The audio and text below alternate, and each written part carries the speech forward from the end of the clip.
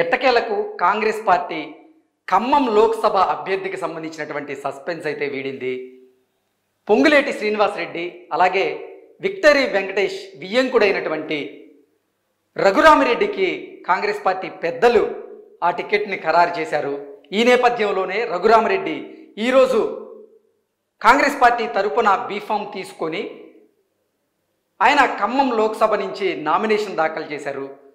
ఖమ్మం లోక్సభ కోసం కాంగ్రెస్ పార్టీలో ఉన్నటువంటి హేమా హేమీలందరూ కూడా పోటీ పడినటువంటి నేపథ్యంలో పొంగులేటి శ్రీనివాసరెడ్డి వియ్యంకుడైనటువంటి రఘురామిరెడ్డికి ఆ అవకాశం దక్కింది. అసలు ఖమ్మం లోక్సభ స్థానం నుంచి ఎవరెవరు కాంగ్రెస్ పార్టీలో టికెట్ ఆశించారు అనేది కనుక మనం ఒకసారి విశ్లేషణ చేసుకునేటువంటి ప్రయత్నం చేస్తే, డిప్యూటీ సీఎం బట్టి విక్రమార్క తన భార్య కోసం ఆ స్థానాన్ని అడిగినట్లుగా, అలాగే పొంగులేటి శ్రీనివాసరెడ్డి కూడా తన సోదరుడి కోసం ఆ టికెట్ ఆశించినట్లుగా, అలాగే ఆ జిల్లాకు చెందినటువంటి మంత్రి అయినటువంటి తుమ్మల నాగేశ్వరరావు గారు తన కొడుకు కోసం ఆ సీటు ఆశించినట్లుగా, అలాగే మండవ వెంకటేశ్వర్లు కూడా ఆ స్థానాన్ని ఆశించినట్లుగా, ముఖ్యంగా కాంగ్రెస్ పార్టీలో కురువృద్ధుడిగా చెప్పుకునేటువంటి విహెచ్ అంటే వి హనుమంతరావు కూడా ఆ స్థానాన్ని ఆశించి భంగపడ్డట్లుగా కొన్ని వార్తలైతే వస్తున్నటువంటి నేపథ్యంలో అసలు వారు ఎవరి కోసం ఆ సీట్ని ఆశించారు అనేది మనం ఒకసారి చూసేటువంటి ప్రయత్నం కనుక చేస్తే, ఏకంగా డిప్యూటీ సీఎం బట్టి విక్రమార్క రంగంలోకి దిగి తన భార్య నందిని కోసం ఆ స్థానాన్ని ఆశించారు. అలాగే జిల్లా మంత్రులైనటువంటి తుమ్మల నాగేశ్వరరావు గారు తన కొడుకు అయినటువంటి యుగంధర్ కోసం కాంగ్రెస్ పార్టీని ఆ సీటు అడగ్గా, కాంగ్రెస్ పార్టీ మాత్రం రఘురామిరెడ్డికే ఆ సీటు కేటాయించినట్లుగా మనకు తెలుస్తూ ఉంది. అందుకే ఈరోజు ఆయన నామినేషన్ దాఖలు చేశారు. అలాగే మంత్రి పొంగులేటి శ్రీనివాసరెడ్డి తన సోదరుడైనటువంటి ప్రసాద్ రెడ్డి కోసం కూడా ఆ స్థానాన్ని ఆశించారు. అలాగే పార్టీ సీనియర్ అయినటువంటి మండవ వెంకటేశ్వరరావు గారు తన కోసమే ఆ స్థానాన్ని ఆశించారు.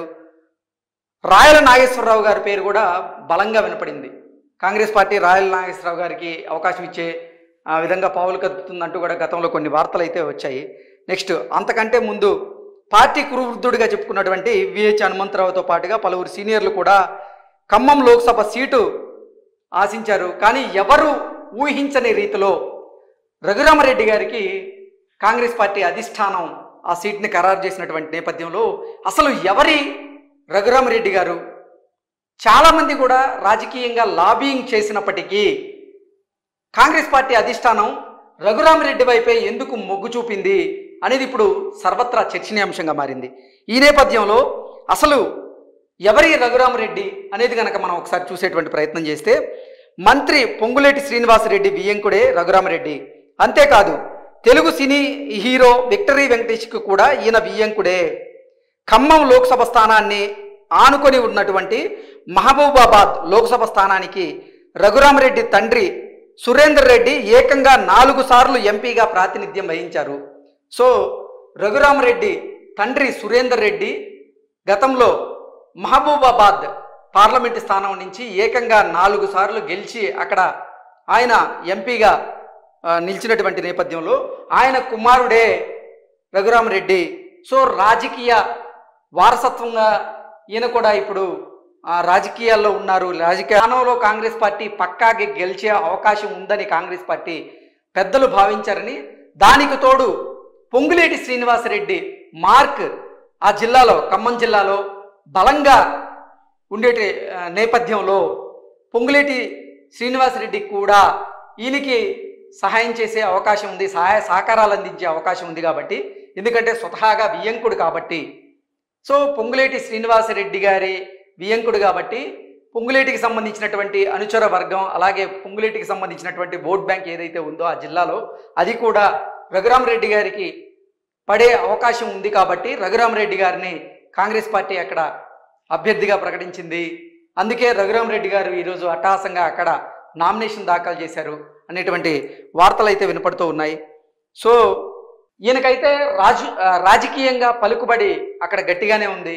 ఎందుకంటే వాళ్ళ నాన్న అక్కడ అంటే ఆ పక్క నియోజకవర్గమైనటువంటి మహబూబాబాద్ ఆ లోక్సభ నియోజకవర్గం నుంచి 4 సార్లు ఆయన గెలవడం జరిగింది. గెలిచి ఎంపీగా ఆయన సేవలు అందించడం జరిగింది కాబట్టి, సో రాజకీయంగా మంచి పలుకుబడి ఉన్న కుటుంబమే కాబట్టి రఘురామరెడ్డి గారు కూడా అక్కడ ప్రజల్లో మమేకమైన వ్యక్తే కాబట్టి అతనికి వస్తేనే అక్కడ ఆయన గట్టి పోటీ ఇవ్వగలడు, సునాయాసంగా గెలవగలడు అంటూ కాంగ్రెస్ పార్టీ అధిష్టానం భావించిందని, అందుకే ఆయన వైపు మొగ్గు చూపిందంటూ కూడా కొన్ని వార్తలు అయితే బయటకు వస్తూ ఉన్నాయి. ఈరోజు నామినేషన్ దాఖలు చేసినటువంటి నేపథ్యంలో ఆయన ప్రచారంలో ఇక ముమ్మరంగా పాల్గొనబోతున్నారని, ఆయనకి అక్కడ లోకల్గా ఉన్నటువంటి లీడర్లు కూడా అలాగే ఆ జిల్లాకు చెందినటువంటి మంత్రులు కూడా సహాయ సహకారాలు అందించబోతున్నారు అంటూ కూడా కొన్ని వార్తలు అయితే వస్తున్నటువంటి నేపథ్యంలో తుమ్మల నాగేశ్వరరావు గారు కూడా రఘురామరెడ్డి గారికి అక్కడ సహాయ సహకారాలు అందిస్తారా, ఆయనకు మద్దతు తెలుపుతారా అనేది రానున్న రోజుల్లో అయితే మనం చూస్తాం. ఎట్టకేలకి అభ్యర్థికి సంబంధించినటువంటి సస్పెన్స్ వీడినటువంటి నేపథ్యంలో ఈరోజు రఘురామరెడ్డి గారు అయితే అక్కడ నామినేషన్లు దాఖలు చేయడం జరిగింది. సో ఆ సీట్లు అంటే ఖమ్మం లోక్సభ స్థానం కాంగ్రెస్ పార్టీ సునాయాసంగా గెలుచుకోబోతోంది అంటూ కూడా ఇప్పటికే పలు సర్వేలు చెబుతున్నటువంటి నేపథ్యంలో రఘురామరెడ్డి గారి గెలుపు అక్కడ ఖాయం అనేటువంటి సంకేతాలు అయితే బలంగా అందుతున్నాయి. అక్కడ పొంగులేటి శ్రీనివాసరెడ్డికి సంబంధించినటువంటి అనుచర వర్గం ఈయనకి బలంగా సపోర్ట్ చేస్తారని, దాంతోపాటుగా మిగతా సీనియర్లందరూ కూడా ఒక తాటి మీదకి వచ్చి కాంగ్రెస్ పార్టీ ఆయన వైపు మొగ్గు చూపిందంటూ కూడా కొన్ని వార్తలు అయితే బయటకు వస్తూ ఉన్నాయి. ఈరోజు నామినేషన్ దాఖలు చేసినటువంటి నేపథ్యంలో ఆయన ప్రచారంలో ఇక ముమ్మరంగా పాల్గొనబోతున్నారని, ఆయనకి అక్కడ లోకల్గా ఉన్నటువంటి లీడర్లు కూడా అలాగే ఆ జిల్లాకు చెందినటువంటి మంత్రులు కూడా సహాయ సహకారాలు అందించబోతున్నారు అంటూ కూడా కొన్ని వార్తలు అయితే వస్తున్నటువంటి నేపథ్యంలో తుమ్మల నాగేశ్వరరావు గారు కూడా రఘురామరెడ్డి గారికి అక్కడ సహాయ సహకారాలు అందిస్తారా, ఆయనకు మద్దతు తెలుపుతారా అనేది రానున్న రోజుల్లో అయితే మనం చూస్తాం. ఎట్టకేలకి అభ్యర్థికి సంబంధించినటువంటి సస్పెన్స్ వీడినటువంటి నేపథ్యంలో ఈరోజు రఘురామరెడ్డి గారు అయితే అక్కడ నామినేషన్లు దాఖలు చేయడం జరిగింది. సో ఆ సీట్లు అంటే ఖమ్మం లోక్సభ స్థానం కాంగ్రెస్ పార్టీ సునాయాసంగా గెలుచుకోబోతోంది అంటూ కూడా ఇప్పటికే పలు సర్వేలు చెబుతున్నటువంటి నేపథ్యంలో రఘురామరెడ్డి గారి గెలుపు అక్కడ ఖాయం అనేటువంటి సంకేతాలు అయితే బలంగా అందుతున్నాయి. అక్కడ పొంగులేటి శ్రీనివాసరెడ్డికి సంబంధించినటువంటి అనుచర వర్గం ఈయనకి బలంగా సపోర్ట్ చేస్తారని, దాంతోపాటుగా మిగతా సీనియర్లందరూ కూడా ఒక తాటి మీదకి వచ్చి కాంగ్రెస్ పార్టీ అధిష్టానం మాట ప్రకారంగా రఘురామరెడ్డి గారికి వారు సహాయ సహకారాలు అందించబోతున్నారు అన్నట్లుగా కొన్ని వార్తలు అయితే వస్తున్నటువంటి నేపథ్యంలో రానున్న రోజుల్లో మనం అక్కడ ఆ జిల్లాకి చెందినటువంటి మంత్రులు రఘురామరెడ్డికి మద్దతు తెలుపుతారా లేదా, ఆయన తరపున ప్రచారంలో పాల్గొనే అవకాశం ఉందా లేదా అనేది మరికొన్ని రోజుల్లో మనకు తెలిసేటువంటి అవకాశం ఉంది. ఏది ఏమైనప్పటికీ పొంగులేటి శ్రీనివాసరెడ్డి మార్క్ అయితే ఆ జిల్లా మీద బలంగా ఉండే నేపథ్యంలో రఘురామరెడ్డి గారి అక్కడ గెలవడం ఖాయం అనేటువంటి సంకేతాలు అయితే బలంగా వినపడుతూ ఉన్నాయి. Thank you so much.